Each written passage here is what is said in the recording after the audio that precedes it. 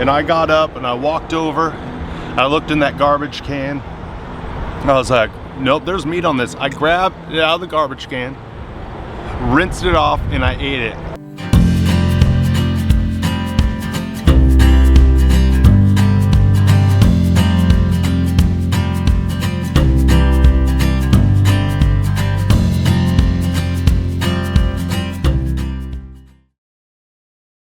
Hey everybody, it's Aaron from the Kilby Life. I'm bringing you another carnivore video. Today is just a random video, not an update video. As always, stick around to the end of this video and I will share with you an inspiring comment I received. It's my birthday and yes, I'm limping up a path. My foot is still broken, but it's getting better. And no, I'm not wearing the boot from the doctor. Not because I'm hard-headed, because it hurts my foot even worse. There's no padding on it at all. Thought I'd come out here to one of my favorite spots in Dayton. Favorite views. There's a lion here.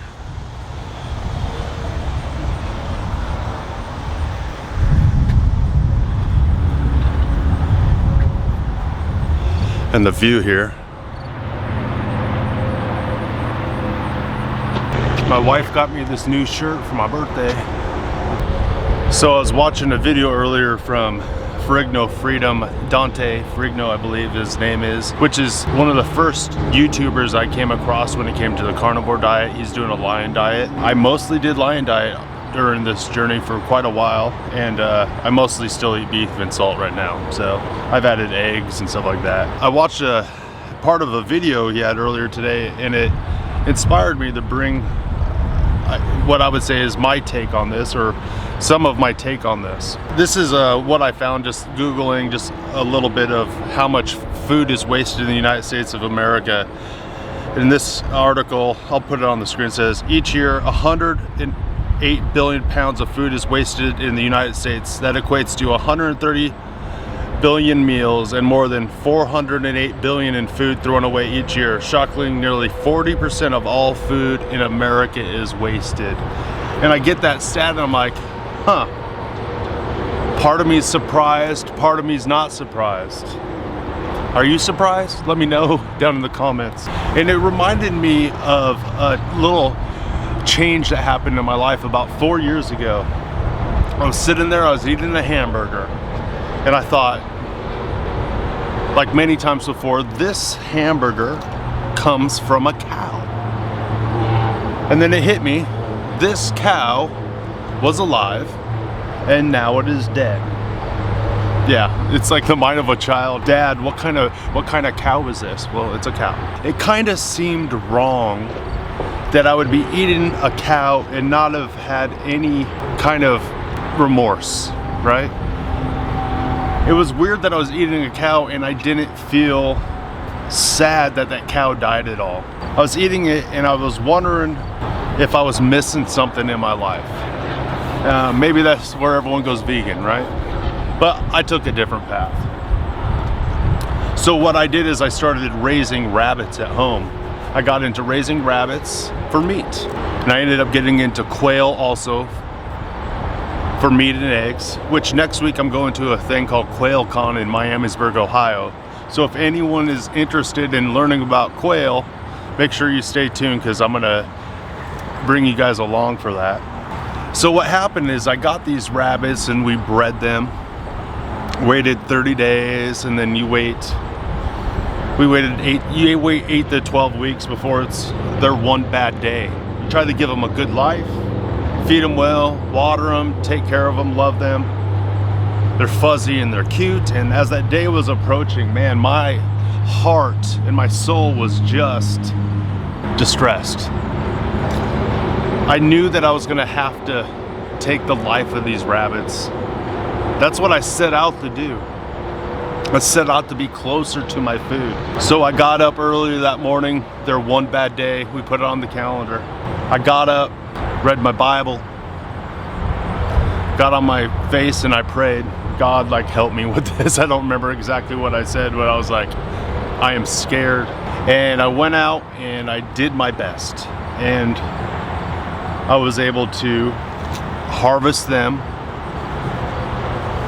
without any major catastrophe. I learned a little bit. So it ended up being time that we're gonna start eating these rabbits. And so I prepared a meal for my family.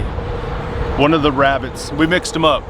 I told my kids they weren't allowed to name them, but they named all. There was just 4 of them. And I mixed them up so we wouldn't know which one we were eating. I remember one of them was named Brownie the Brave.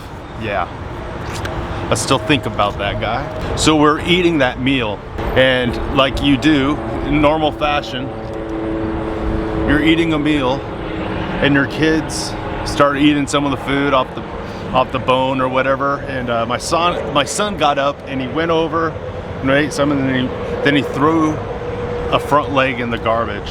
And I got up and I walked over, I looked in that garbage can, and I was like, nope, there's meat on this. I grabbed it out of the garbage can, rinsed it off, and I ate it. I didn't want it to go to waste. I raised that rabbit.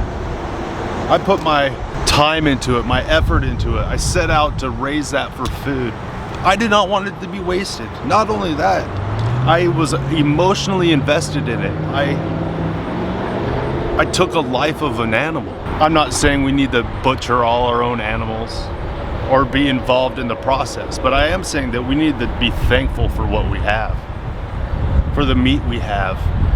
Dante was talking on his video about how being on the lion diet, he noticed he wasn't wasting a lot of food, and I was like, yeah, you're right. I don't waste food on this diet. I don't think I've wasted any food. It all gets eaten.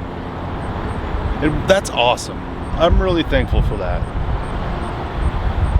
I'm not saying there's zero waste, but there's a lot less than 40%. Yeah, that process is something that has really changed my life, being involved in it.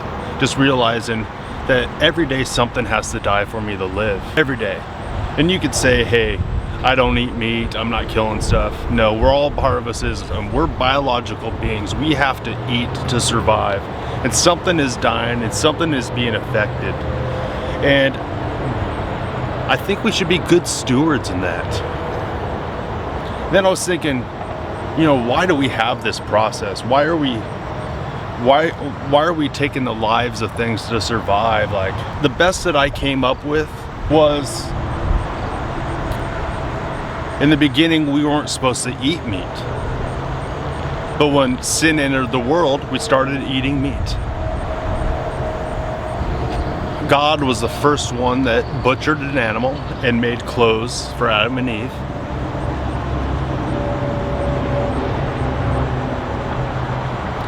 And what I believe it was something for us to look at and remember that something needs to die for us to live.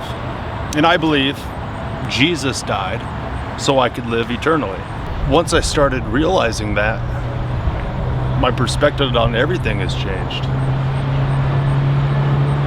I don't want to waste meat.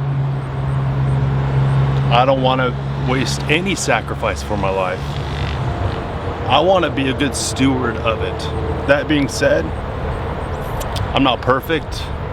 I'm not going to be perfect. You could ask my family. But I could try to be better. Once I realized that I was eating that hamburger, that it was a cow, going through the process in my mind of where it came from, butchering my own animals.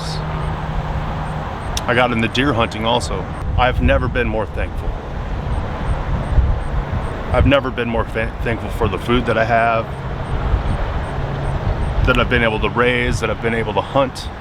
I've never been more thankful for the money that I have that can provide the food. So I get a little irritated when it's wasted, but I know I should stay away from extremes. You know, kids are wasteful. Kids are wasteful. And I also realized, like, I need to make sure I'm not so worked up on that. The reality is none of that meat goes to waste anyway, because there's a whole microbe world out there. Whole microbe world just waiting to eat that food. I am thankful for this new way of eating where I don't waste as much food. I want to thank Dante specifically for bringing that to my attention today. I was like, yeah, he's right. Not wasting food like that anymore. Check out this inspirational comment from Keto Mama. It says, May 20th, 2017, I started on a keto lifestyle. I was told by an orthopedic surgeon my knees were shot and I needed to lose weight. First I tried the Weight Watchers, then Jenny Craig, then low calorie. I lost 10 pounds. I couldn't exercise because of my knees and my back scoliosis. So I prayed, God answered. I got this thing on my phone about ketogenic diet. Never heard of it, did some research and thought, why not start dirty keto and progress to clean? I lost 65 pounds and from a 22 to a 10, but I still had health issues. Pop up on my phone is Ketovore/Carnivore. Well, now I'm switching from keto to carnivore. Ketovore to get more healing. 1 month later, I like it. Losing inches. My back feels better, my knees are better, and I'm just going to stay this way and see what happens. I never thought I would lose weight because I couldn't exercise, but here I am. I'm learning you don't need to exercise to lose weight. It's a lie your doctor tells you. Happy face, bacon, steak, eggs, avocado, cheese, chicken, coffee, plate. Still moving, still in pain, but not like before, and still healing. If you're not inspired by that, you're not breathing. I want to say just thank you so much for inspiring me and encouraging me. It's my birthday, I'm still getting older, but I feel stronger and stronger, and I'm more and more thankful and trying every day to be a better steward and just an overall better person. Go be out.